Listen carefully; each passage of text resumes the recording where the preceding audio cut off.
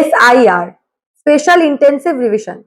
এই প্রক্রিয়া শুরু থেকেই আপনারা প্রত্যেকেই জানতে চেয়েছিলেন যে সত্যি প্রক্রিয়া শেষে কত নাম বাদ যায়, বিশেষ করে কোন জেলা থেকে সবচেয়ে বেশি নাম বাদ যায়, অর্থাৎ কোথায় সবচেয়ে বেশি দুধে জল মেশানো হয়েছে এবং কোন জেলায় সবচেয়ে বেশি ভুয়ো ভোটার ভারতীয় নাগরিক সেজে দিনের পর দিন ভোট দিচ্ছে। অবশেষে কমিশনের তরফে সুপ্রিম কোর্টের নির্দেশে গতকাল মধ্যরাতে সে তালিকা প্রকাশ করে দেওয়া হলো এবং আমরা জানতে পারলাম মোট কত নাম SIR প্রক্রিয়া শেষে বাদ যাচ্ছে এবং সবচেয়ে বেশি দুধের মধ্যে জল কোন জেলায় মেশানো হয়েছিল। আজকের প্রতিবেদনে সেই হিসাবটাই আপনাদের দেব, তার জন্য প্রতিবেদনটা সম্পূর্ণ দেখুন। নমস্কার, আমি সামিয়া, দা নিউজ বাংলায় আপনাদের সকলকে স্বাগত। আবার ডেট আছে, আমরা দেখে নেব, কিন্তু 32 লক্ষ নাম তো আমরা তোলার ব্যবস্থা করেছি। 90 লক্ষ এখনো বাদ আছে। তার মধ্যে আমি যদি 20 লক্ষও বাদ দিই, তার মানে সংখ্যাটা 70 লক্ষ আছে। পশ্চিমবঙ্গের ভোটার তালিকা থেকে মোট 91 লক্ষ নাম বাদ গেল। SIR প্রক্রিয়া শেষে এখনো পর্যন্ত কমিশনের তরফে যে হিসাব দেওয়া হয়েছে, SIR প্রক্রিয়া শেষ এবং মোট 91 লক্ষ নাম বাদ গেছে। কি করে 91 লক্ষ?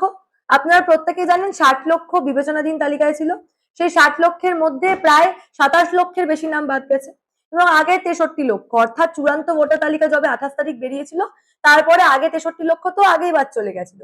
ফলে এই 63 এবং 27 লক্ষ যোগ করলে মোট 91 লাখ এখনো পর্যন্ত SIR প্রক্রিয়া শেষে নাম বাদ গেছে এবং ধরে নেওয়া যেতে পারে এইটাই মূল তালিকা। যেহেতু সুপ্রিম কোর্টের নির্দেশে কমিশনের তরফে পরিষ্কার ডিটেল তালিকা প্রকাশ করে দেওয়া হয়েছে, অর্থাৎ কোন জেলা থেকে কত নাম বাদ গেছে সেই হিসাবটা কমিশনের তরফে দিয়ে দেওয়া হয়েছে এবং সেই তালিকা প্রকাশের শেষে এটুকু জানা যাচ্ছে এখনো পর্যন্ত বললে ভুল হবে, মোট 91 লক্ষ নাম SIR প্রক্রিয়া শেষে বাদ গেছে। এবং এবার বলবো কোন জেলা থেকে কত নাম বাদ গেছে। এই যে 91 লক্ষের হিসাব তো আপনারা বুঝলেন যে 63 যোগ 27, তবে এই কোন জেলা থেকে কত নাম বাদ গেছে সেটাও কিন্তু অত্যন্ত গুরুত্বপূর্ণ। যেমনটা দেখা যাচ্ছে সবচেয়ে বেশি নাম বাদ গেছে মুর্শিদাবাদ থেকে। এই যে বিবেচনাধীন যে 60 লক্ষ আছে তাদের মধ্যে থেকে সবচেয়ে বেশি নাম বাদ গেছে মুর্শিদাবাদ থেকে। কত বাদ গেছে? 4,55,137 জন, অর্থাৎ 4,55,137 জনের নাম মুর্শিদাবাদ থেকে বাদ গেছে। এবং যখন 28 তারিখে চূড়ান্ত তালিকা বেরিয়েছিল সেখানে বাদ গেছিল 2,93,822 জন, অর্থাৎ যোগ করলে দেখা যাচ্ছে মুর্শিদাবাদ থেকে মোট ভোটার বাদ গেছে 7,48,959 জন, অর্থাৎ মুর্শিদাবাদ থেকে এখনো পর্যন্ত এবং SIR প্রক্রিয়া শেষে মোট 7,48,960 জনের নাম বাদ গেছে। অন্যদিকে রয়েছে উত্তর 24 পরগনা। উত্তর 24 পরগনায় এই 60 লক্ষ ভোটারের মধ্যে 3,25,066 জনের নাম বাদ গেছে এবং মালদা থেকে আমরা দেখতে পেয়েছি 28 তারিখে, অর্থাৎ 28 ফেব্রুয়ারি যখন চূড়ান্ত ভোটার তালিকা বেরিয়েছিল তখন বাদ গেছিল 2,20,015 জনের নাম এবং গতকাল রাতে যে তালিকা বেরিয়েছে অর্থাৎ এই 60 লক্ষের মধ্যে 4,59,530 জনের নাম মালদা থেকে বাদ গেছে। মালদা থেকে অর্থাৎ মোট ভোটারের নাম, অর্থাৎ আগের যে 2,20,000 ছিল এবং কালকে তালিকা যোগ করার পর মোট 4,59,530 জনের নাম কিন্তু মালদা থেকে বাদ গেছে। দক্ষিণ কলকাতার ক্ষেত্রে আমরা দেখতে পাচ্ছি যে 28 তারিখ যখন তালিকা বেরিয়েছিল তখন 2,21,51 জনের নাম বাদ গেছিল এবং গতকাল 60 লক্ষ যখন বেরোলো সেই 60 লক্ষের মধ্যে কিন্তু 28,000-এর নাম বাদ গেছে, অর্থাৎ দক্ষিণ কলকাতা থেকে মোট নাম বাদ গেল 2,49,619 জনের। এবার আসবো উত্তর কলকাতা থেকে মোট নাম বাদ গেছে 4,47,475 জনের। পূর্ব মেদিনীপুর থেকে মোট নাম বাদ গেছে 1,65,345 জনের, অর্থাৎ সমস্ত তালিকা এইভাবে কমিশন প্রকাশ করে দিয়েছে কোন জেলা থেকে কত ভোটারের নাম বাদ গেছে। কিন্তু সমস্ত তালিকা দেখলে এই 60 লক্ষের মধ্যে সবচেয়ে এগিয়ে আছে কিন্তু মুর্শিদাবাদ। 60 লক্ষের মধ্যে থেকে 4,55,137 জনের নাম কিন্তু এই 60 লক্ষের তালিকা থেকে বাদ গেছে মুর্শিদাবাদ থেকে এবং মুর্শিদাবাদ থেকে মোট ভোটার বাদ গেছে প্রথমেই বললাম 7,48,959 জন, অর্থাৎ তালিকা প্রকাশের শেষে দেখা যাচ্ছে মুর্শিদাবাদ কিন্তু এগিয়ে। যদিও প্রত্যেকে আশা করেছিল মুর্শিদাবাদ এগিয়ে থাকারই কথা, যেহেতু মুর্শিদাবাদে বিভিন্ন জায়গায় যে ধরনের গন্ডগোল আমরা বিভিন্ন সময় দেখেছি, ইভেন ভোটের আগেও মুর্শিদাবাদের বিভিন্ন জায়গায় যে পরিস্থিতি আমরা দেখছি, 21-এর নির্বাচনে উত্তপ্ত হতে দেখেছি মুর্শিদাবাদে এবং নির্বাচন ছেড়ে দিলাম কদিন আগে পর্যন্ত মুর্শিদাবাদের যে পরিস্থিতি ছিল তার কোথাও গিয়ে পরিষ্কার করে দিচ্ছিল যে সেখানে বহু পরিমাণ ভুয়ো ভোটার লুকিয়ে রয়েছে এবং SIR প্রক্রিয়ার শেষে সেই তথ্যই কিন্তু সত্যি প্রমাণিত হলো।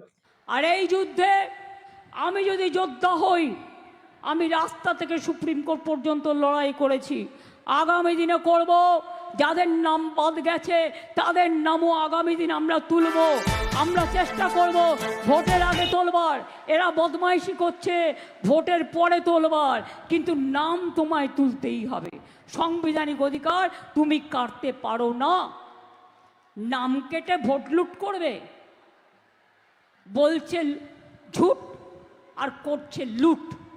জুমলা সরকার, দিল্লিতে আর নেই দরকার বিজেপি সরকার। মিথ্যে বলে, মিথ্যের ফুলঝুরি বলে, মিথ্যের গ্যাস দেয়। বাংলা দখল করার জন্য দখল করবে বাংলা, হয়েছে তাই বড্ড হ্যাংলা।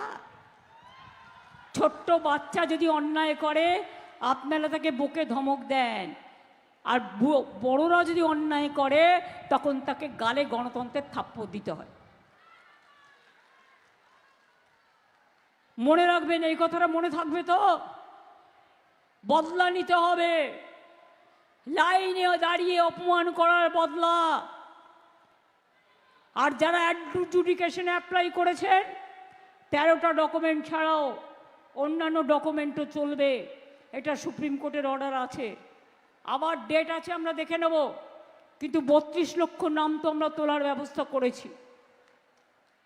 90 লক্ষ এখনো বাদ আছে। তার মধ্যে আমি যদি 20 লক্ষও বাদ দিই, তার মানে সংখ্যাটা 70 লক্ষ আছে। মেয়েরা পদবি চেঞ্জ করেছে, নাম বাদ।